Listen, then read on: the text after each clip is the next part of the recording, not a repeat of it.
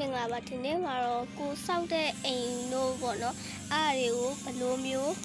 ID လောက်ရမလဲဆိုတာလေးကိုFB ကပြောပြပေးမှဖြစ်ပါတယ်အရင်ဆုံးပေါ့နော်အရင်ဆုံးကိုကနေပြီးတော့ကိုကြိုက်တဲ့ဟာလေးကိုတစ်ခုစောင့်လိုက်လို့ရပါတယ် FB ကဟိုဘက်မှာပေါ့နော်ဈေးဆိုင်လေးတစ်ခုစောက်ထားပါတယ်အဲ့ဒီဒီမှာပါဒီမှာပေါ့ FB ကဒါလေးတစ်ခုစောက်ထားလိုက်ပါတယ်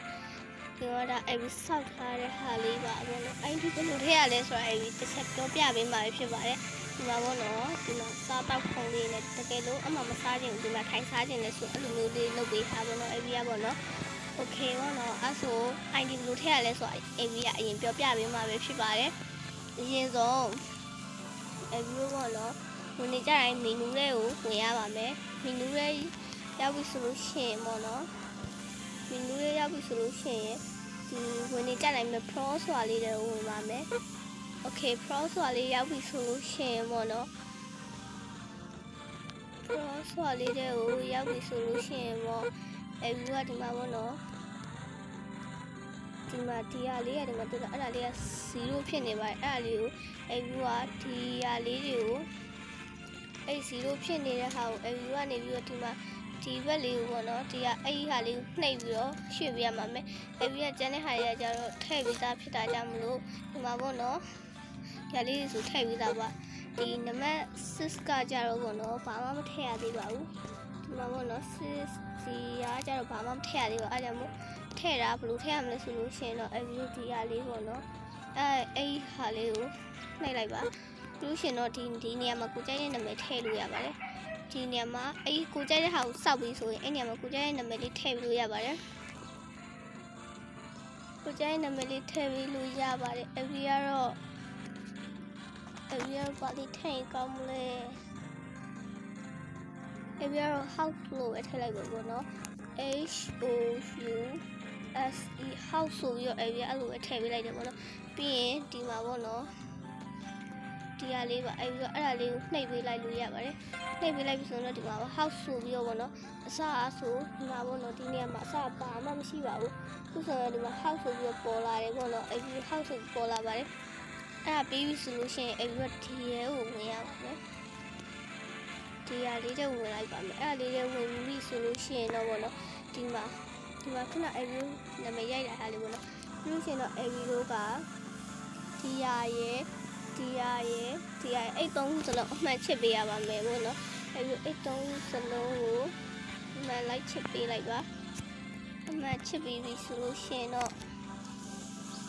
အဲ့ဒီဒီမှာရှိရဒီအဲ့ဟာလေးကိုနှိပ်လိုက်ပါ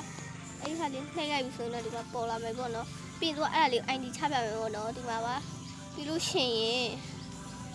ဒီက copy ဆိုတာလေးကိုနှိပ်လိုက်မယ်ပေါ့နော်copy ဆိုတာလေးနှိပ်လိုက်မယ်ဆိုလို့ရှိရင်တော့ ID copy ပြီးတော့ပြီးအမှားချက်လေးကိုနှိပ်လိုက်ပါပြီးလို့ရှိရင်ဒီ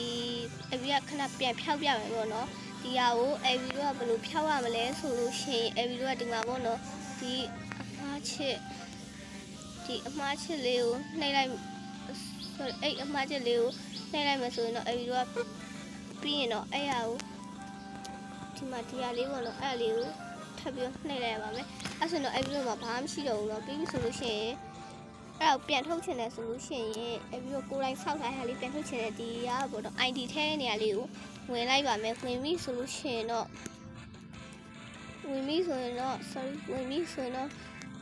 အဲ့ဒီပြီးတော့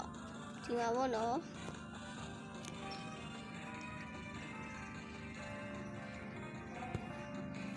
ပြီးလို့ရှိရင်တော့ဒီမှာကို ID ကို copy ယူထားတဲ့ ID လေးတက်လာပါလိမ့်မယ်အဲ့ဒီဟာလေးကိုဒီမှာပေါ့နော်အဲ့လေးကိုထည့်လိုက်ပါထည့်ပြီးဆိုလို့ရှိရင်တော့ဒီမှာ okay ရှိပါတယ်အဲ့ okay လေးကိုနှိပ်လိုက်ပါ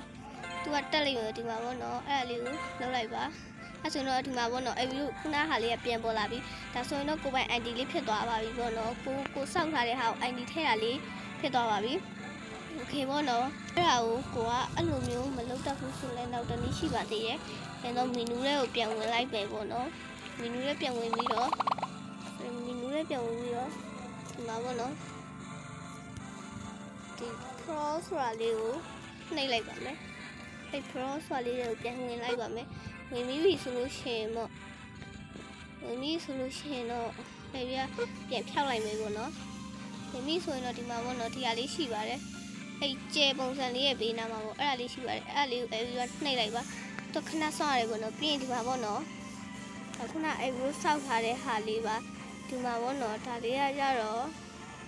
ဒီမှာဒီဟိုအဲ့ဒါလေးကိုအဲ့ဒီဟာလေးကိုနှိပ်လိုက်လို့ရပါတယ်အဲ့ဒီဟာလေးကိုနှိပ်လိုက်ပြီဆိုလို့ရှိရင်အဲ့ဒီဒီမှာပေါ့နော် ID ပြန်ပြန်အဲ့ဒါလေးကို copy ယူလို့ရပါတယ်ဒီနေရာမှာ copy လေးပြင်လို့ရပါတယ်ပေါ့နော် copy လေးယူလို့ရပါတယ် okay ပေါ့နော်အဲ့ဆိုလို့ရှိရင်တော့ဒီမှာပေါ့နော်ပြန်ပေါ်လာမှာပဲဖြစ်ပါတယ်ဒီမှာပြန်ပေါ်လာပြီပေါ့နော် okay ပေါ့နော်ဒါလေးကတော့ကိုယ်တိုင်စောက်ထားတဲ့ဟာလေးကိုကိုယ်တိုင်စောက်ထားတာလေးကို copy ပြန်ယူနည်းလေးပဲဖြစ်ပါတယ်ကြိုက်လို့ရှိရင်တော့ like လေးပေးသွားကြဖို့တောက်ဆိုချင်ပါတယ်အားလုံးပဲ bye bye ပါအားလုံးပဲ bye bye